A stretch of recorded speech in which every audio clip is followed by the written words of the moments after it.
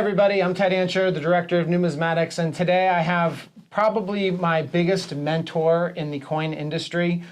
He's been a friend of mine for over 14 years, Mike Garofalo.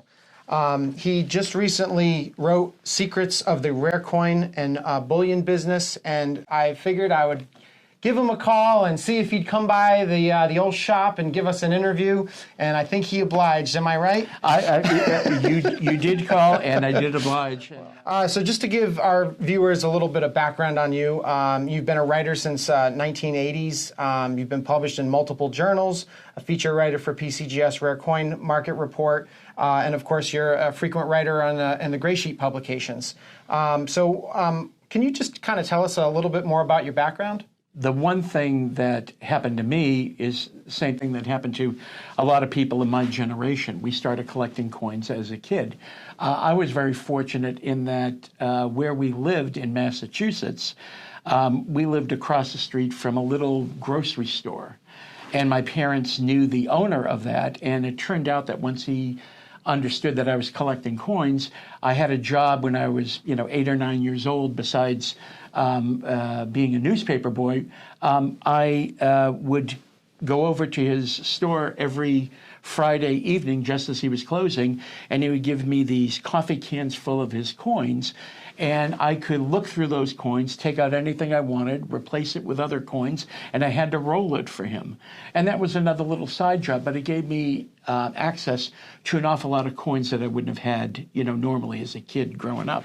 But you make that, when you're a collector, the thrill of the hunt, finding something that nobody else has found or that you've been looking for a long time, is something that really motivates collectors. And that's still true today. Even as a dealer, it's still that thrill of the hunt. It's still finding something that you see real value in that other people don't see as much value in. And I started off as a part-time dealer, going to coin shows, traveling around, but the bug was there. I wanted to do it on a full-time basis, and once you realize you can make money at it, my wife foolishly allowed me to go ahead and do it, to quit my job, and to, and the rest, as they say, is history. I've been in the industry 43 years. I retired from APMEX in 2019. As the Director of Numismatics. As the Director of Numismatics. But I had an opportunity to travel to 3 different continents, buying and selling coins and bullion.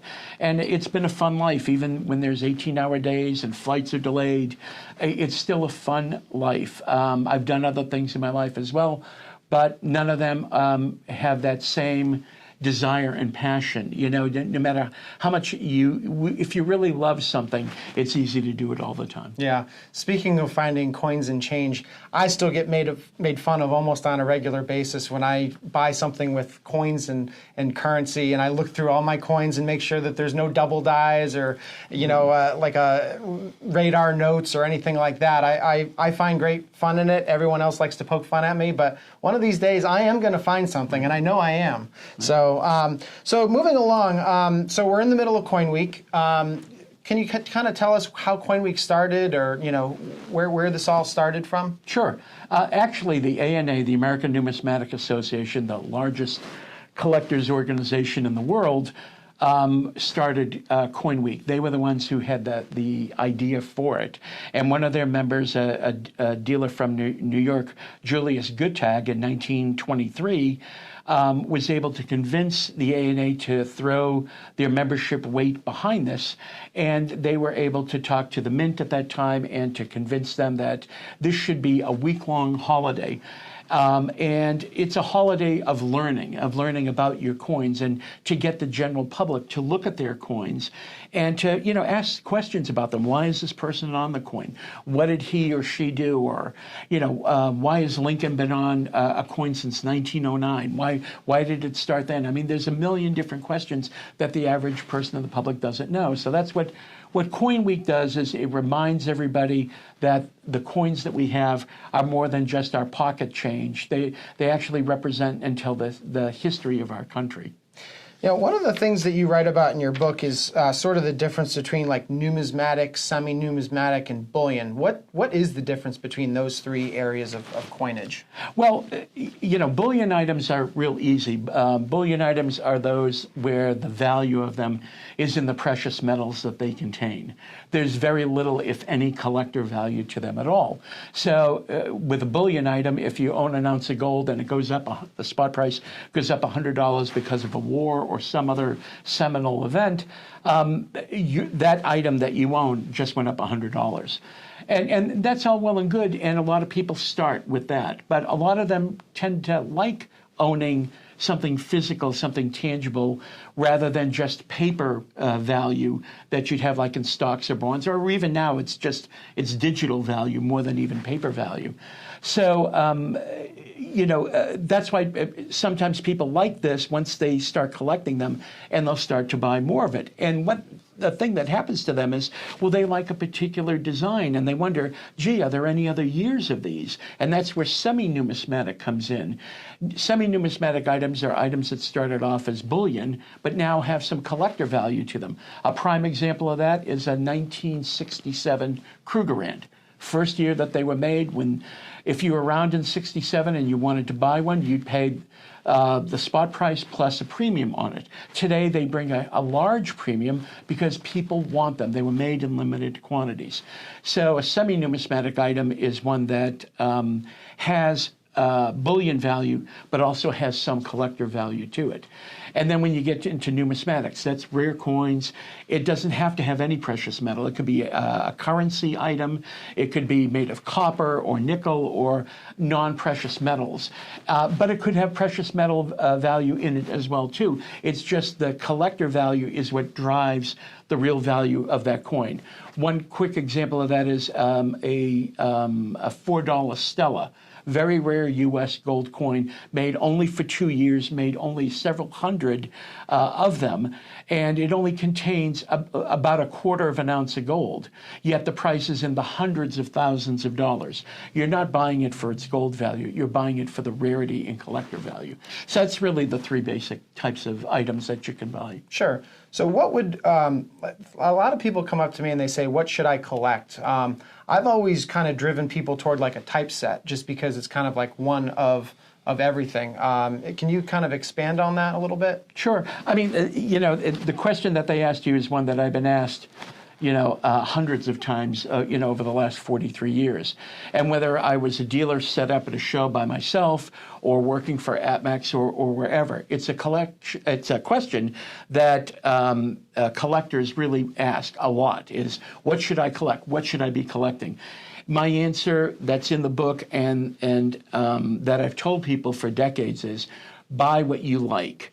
Look at the coins that are available. If you like copper coins, there's large cents, there's half cents, there's Indian head cents, Lincoln cents. I mean, there's a whole myriad of options there. If you like paper money, you know, you can do a typeset of all different type of large size notes.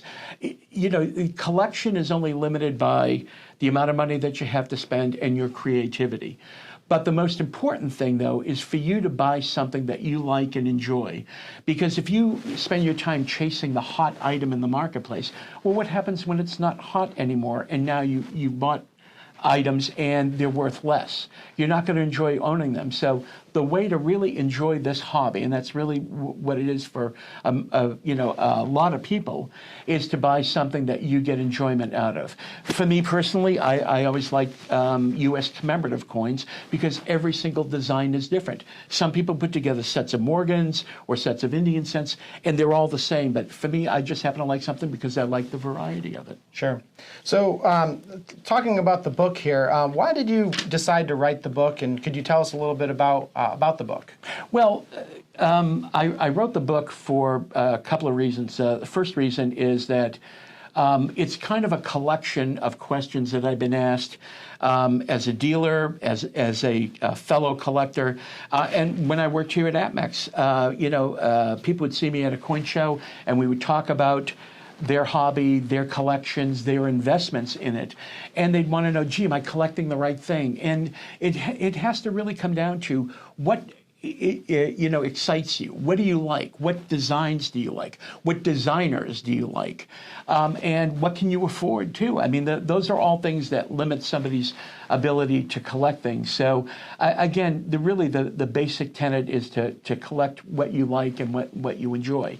And that's in the book. And then what I try to do is I try to take a little bit of the mystery out of certain things like premiums. Well, why can't I buy bullion at spot? Well, and I go into the explanation of why, a big company like APMEX buying directly from the U.S. Mint doesn't buy things at spot. They pay a premium too. And every dealer has to charge a premium in order to stay in business. And every set of hands that it goes through continues to increase that premium. So, I tried to give you a lot of tips in there of things that I've learned over the years.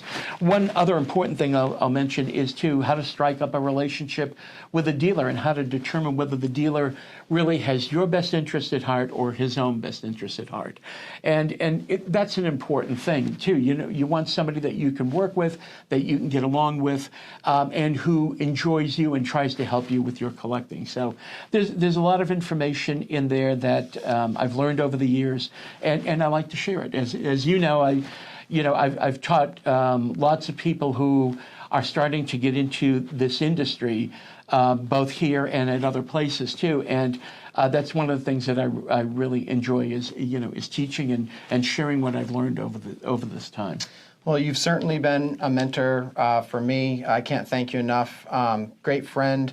Obviously, where can we find the book? Right on the APMEX website. If you look under books, my book will be there along with some others. But it's, as I said, to me, I'm very proud of this. It was a great cooperative effort. The owner of APMEX wrote the foreword. I talk about APMEX in the book.